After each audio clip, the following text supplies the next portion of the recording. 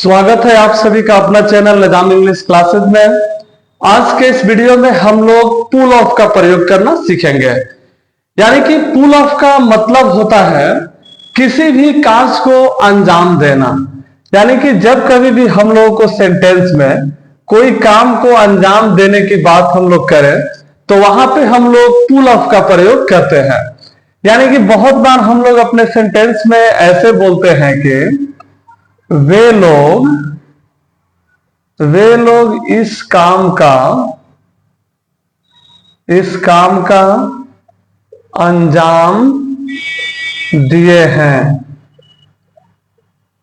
या ऐसे हम लोग बोलते हैं कि मैं इस काम का अंजाम दूंगा, या वह इस सौदे का अंजाम देगा। यानी कि किसी काम को अंजाम देने की हम लोग बात करें, करने की बात करें अंजाम कह के, तो वहां पे हम लोग पुल ऑफ का प्रयोग करेंगे। तो देखिए यहां पे जो हम लोग का पहला सेंटेंस है, वे लोग इस काम का अंजाम दिए हैं।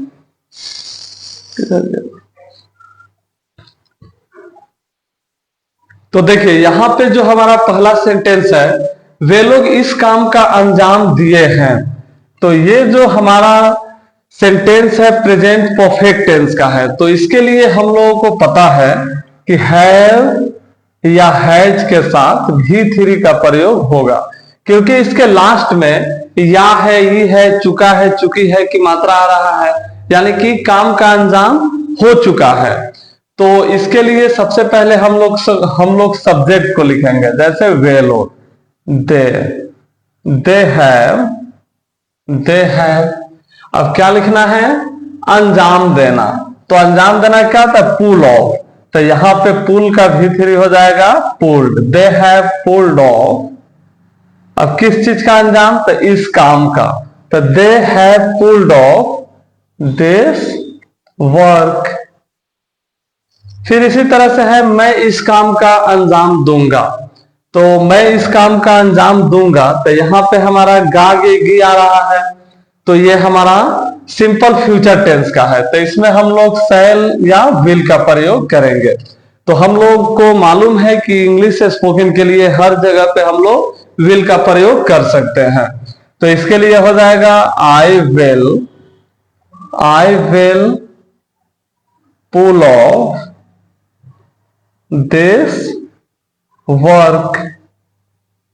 फिर है वह इस सौदे का अंजाम देगा।